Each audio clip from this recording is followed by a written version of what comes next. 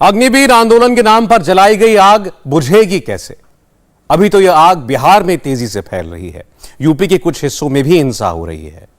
बिहार के इस्लामपुर से लेकर तेलंगाना के सिकंदराबाद तक रेलवे स्टेशनों पर खड़ी ट्रेनों को जलाया जा रहा है। क्या इस अग्निकांड को रोकने का कोई प्लान है? क्या सरकार आग लगा रहे लोगों को सिर्फ समझाएगी ही या कोई एक्शन भी लेगी, या अग्निपथ स्कीम में कोई बदलाव किया जाएगा? अभी तक की जानकारी के मुताबिक अगले शुक्रवार तक यानी अगले जुम्मे तक हालात कंट्रोल में आ जाएंगे। जिन नौजवानों को आर्मी में जाना है उनकी भर्ती शुरू होने वाली है। आर्मी, नेवी, एयरफोर्स तीनों में 44,000 जवानों की भर्ती निकाली जा चुकी है। अग्निपथ स्कीम के बारे में व्हाट्सएप पर क्या आ रहा है, यह मत देखिए। फेसबुक पर क्या कमेंट किया जा रहा है, मत ध्यान दीजिए। सही जानकारी यहां है।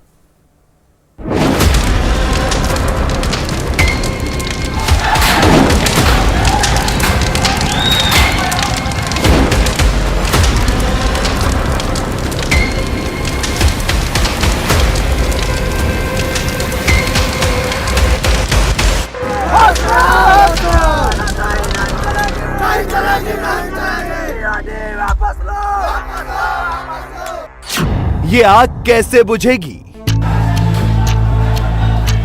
बिहार के आरा, सासाराम, नालंदा, लखीसराय और दानापुर में ट्रेन जलाने की ये तस्वीरें प्रधानमंत्री नरेंद्र मोदी भी देख चुके हैं। समस्या सबको दिख रही है।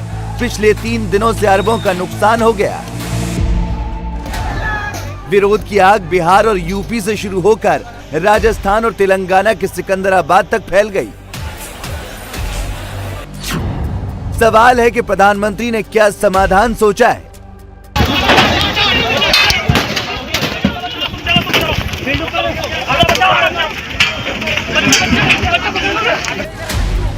बच्चों पर और महिलाओं पर पत्थर चलाने वाले लोग भारतीय सेना में भर्ती होने लायक तो बिल्कुल नहीं है। सरकारी संपत्तियां जलाने वाले आपराधिक तत्वों को क्या मोदी सेना में भर्ती कराएंगे? क्या मोदी अग्निपथ स्कीम वापस लेंगे?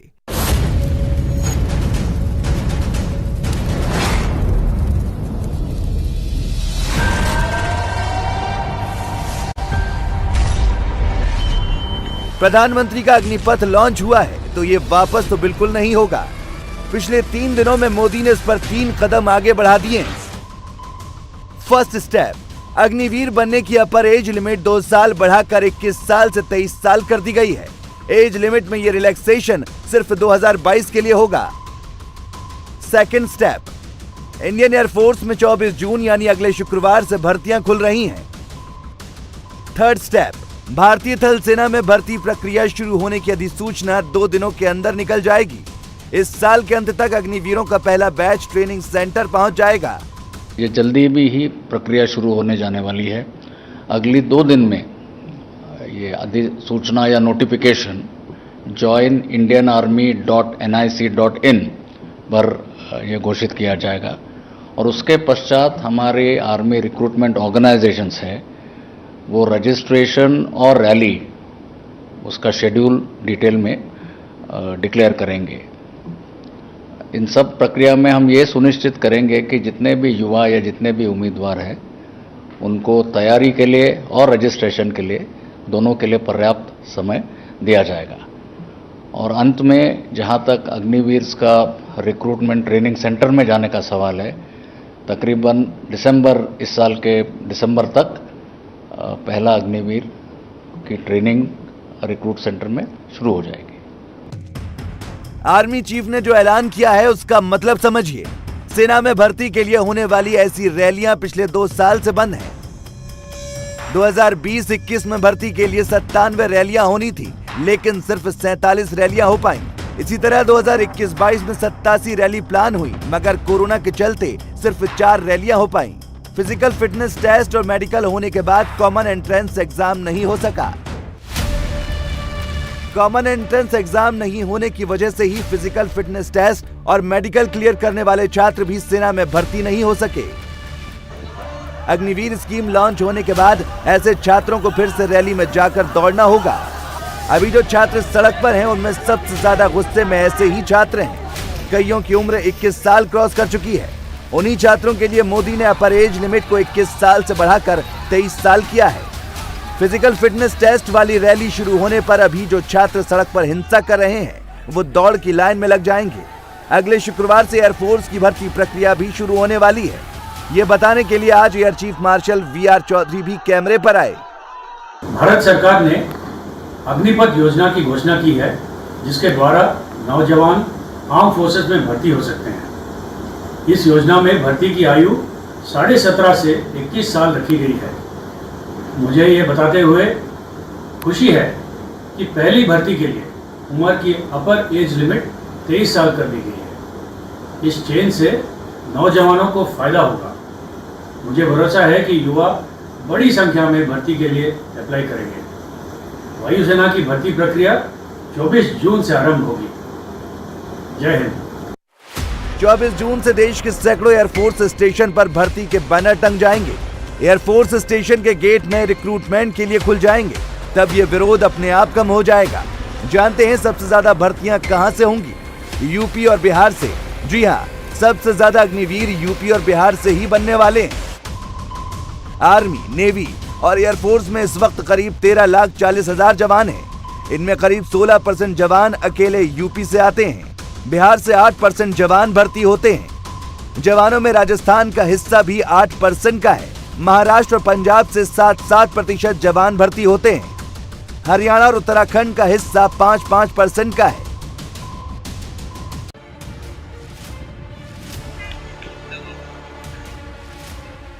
अग्निवीर स्कीम से भी इन्हीं राज्यों से करीब इसी अनुपात में भर्तियां होंगी।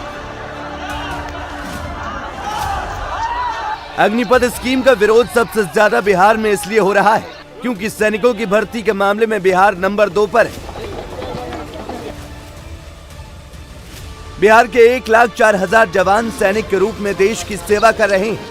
आर्मी में 75,000 जवान यानी गनर हैं। नेवी में 6,000 जवान यानी सेलर हैं और एयरफोर्स में 23,000 जवान यानी एयरमैन बिहार के हैं। बिहार में सेना की नौकरी सबसे बड़ी सरकारी नौकरी है। उस पर संकट आता देखकर ही बिहार में गुस्सा भड़का। इसलिए सबसे ज्यादा ट्रेनें बिहार में जलाई गई। सबसे ज्यादा रेलवे स्टेशनों पर तोड़फोड़ बिहार में हुई। स्कूली बच्चों की बस पर पत्थर चलाने और उनका रास्ता रोकने का काम कोई सैनिक हरगिज नहीं कर सकता, लेकिन बिहार के दरभंगा में ये भी हुआ। स्कूली बच्चे रोते रहे और सड़क पर बवाल चलता रहा। यूपी के बलिया में भी ट्रेन जला दी गई। अलीगढ़ में एक पुलिस चौकी को आग के हवाले कर दिया गया। वाराणसी में रोडवेज की बसों में तोड़फोड़ की गई। आर्मी में जाने की तैयारी कर रहे नौजवानों के गुस्से को हिंसा की ओर किसने मोड़ा, ये पुलिस जांच का विषय है। यूपी के बलिया और बिहार के सासाराम से गिरफ्तारियां होने लगी हैं। फिलहाल अग्निपथ स्कीम से गुस्से की वजह और उसकी हकीकत को समझना जरूरी है। आर्मी की तैयारी करने वाले लड़कों को किसी तरह से समझा दिया गया कि 4 साल की तैयारी के बाद सिर्फ 4 साल की नौकरी लगेगी और फिर जिंदगी भर की बेरोजगारी रहेगी। हकीकत यह है कि 4 साल की नौकरी के बाद 25% अग्निवीर रेगुलर आर्मी में ले लिए जाएंगे। उनको सूबेदार या नायब सूबेदार का प्रमोशन मिलेगा। बाकी 75% Agniveer central paramilitary forces, state police और कॉर्पोरेट सेक्टर में जा सकेंगे। बिजनेस के लिए उन्हें आसान शर्तों पर बैंक लोन मिलेगा और पढ़ाई के लिए NIOS स्पेशल कोर्स चलाएगा। 17 साल की नौकरी बनाम 4 साल की नौकरी। अग्निपथ स्कीम का सबसे बड़ा सवाल यही है, लेकिन इसके साथ कुछ और सवाल भी हैं। रेगुलर आर्मी के जवानों को आजीवन पेंशन की सुविधा मिलती है, आजीवन फ्री इलाज की सुविधा मिलती है और आजीवन आर्मी कैंटीन की सुविधा मिलती है। अग्निवीरों को रिटायरमेंट के बाद ये सुविधा नहीं मिलेंगी, लेकिन अग्निपथ स्कीम में इसे अच्छे से कंपनसेट किया गया है। रेगुलर सैनिकों को 25,000 रुपए मंथली सैलरी मिलती है। अग्निवीरों को 30,000 से 40,000 तक मंथली सैलरी मिलेगी।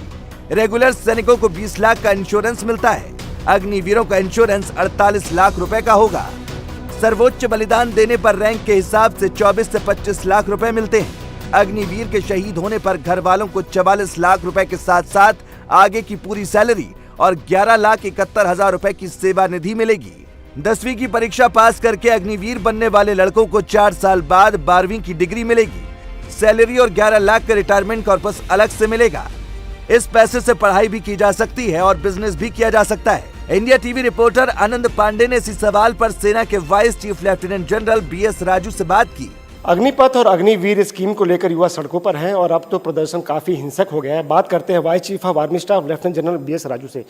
सर, युवा सड़कों पर हैं, वो कह रहे हैं कि 25% ही परमानेंट होंगे और 4 साल बाद हम कहाँ जाएंगे, हम बेघर हो जाएंगे। तो ऐसे में वो मांग कर रहे हैं कि इस पूरी स्कीम को ही वापस लिया जाए और जो पुरानी भर्ती की प्रक्रिया है उसको शुरू किया जाए और साथ ही साथ जो लटकी हुई भर्तियाँ हैं जिसमें कि मेडिकल हो चुका है उन्हें भी क्लियर किया जाए।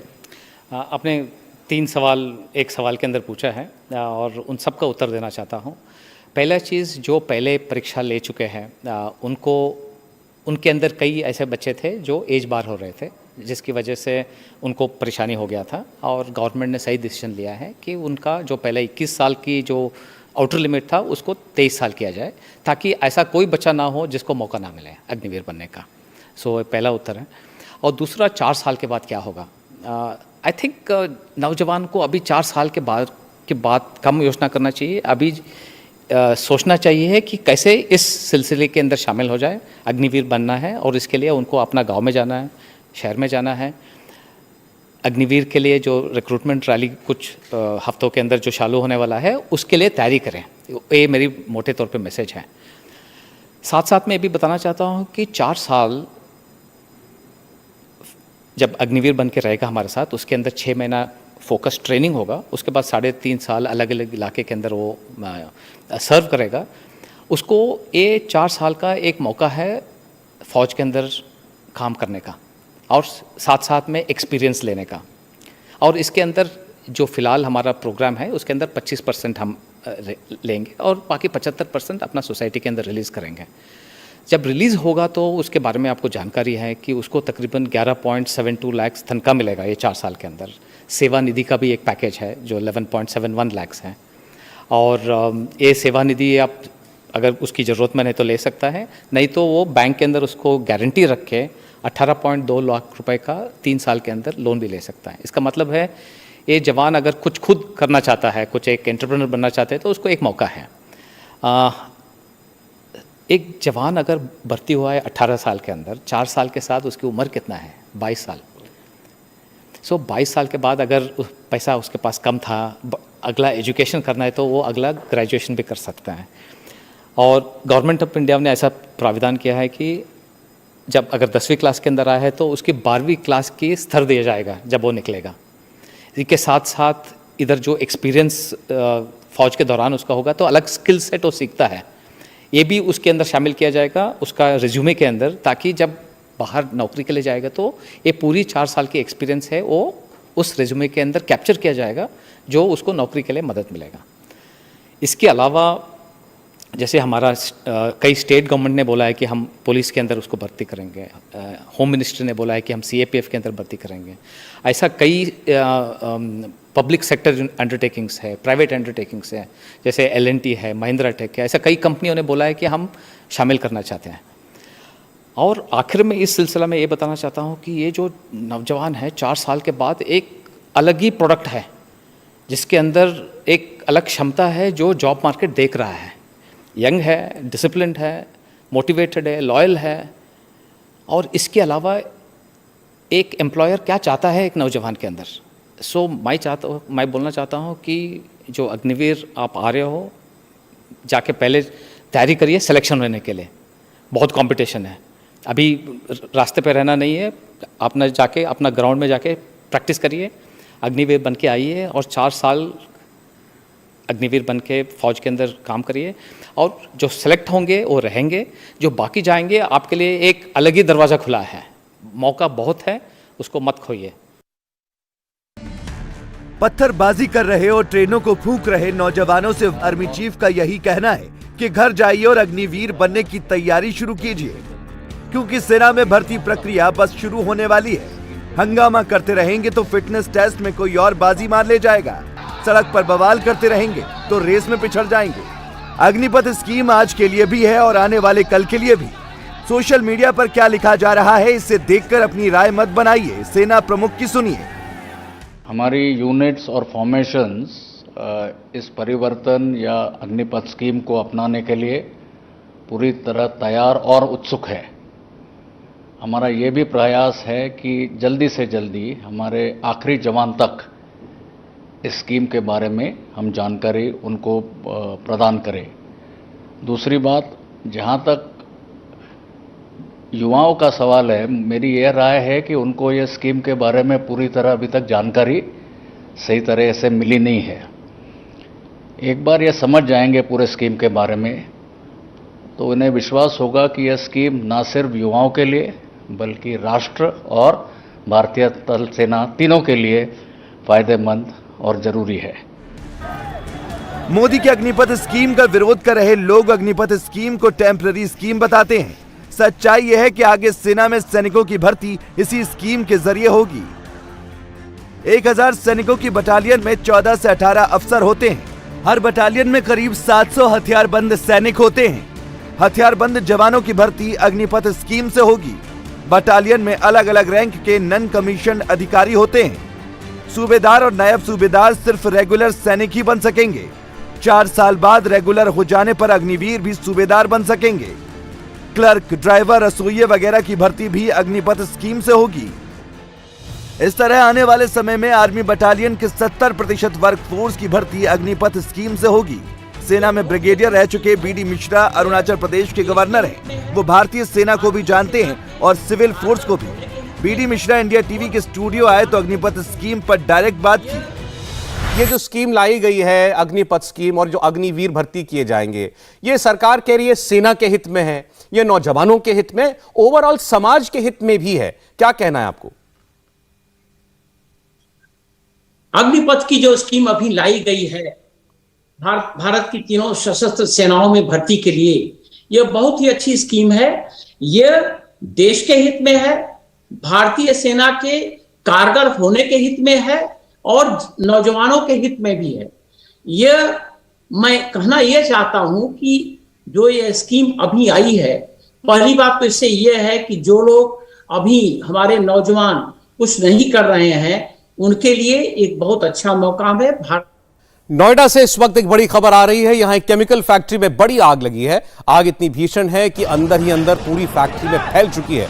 आग को बुझाने के लिए फायर ब्रिगेड की 6 गाड़ियों को मौके पर लगाया गया है। तस्वीरें आप देख रहे हैं। बताया जा रहा है कि हादसे के दौरान फैक्ट्री के अंदर कई कर्मचारी काम कर रहे थे। सभी कर्मचारियों को सुरक्षित बाहर निकालने की कोशिशें लगातार जारी हैं।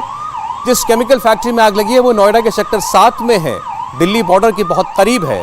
एहतियातन आसपास की और फैक्ट्रियों को बंद कराया जा रहा है और जो भी लोग फैक्ट्री के अंदर मौजूद हैं उन्हें बाहर निकाला जा रहा है। इंडिया टीवी हर वक्त हर जगह डाउनलोड करने के लिए सर्च करें India TV news Google play store या ऐप स्टोर पर।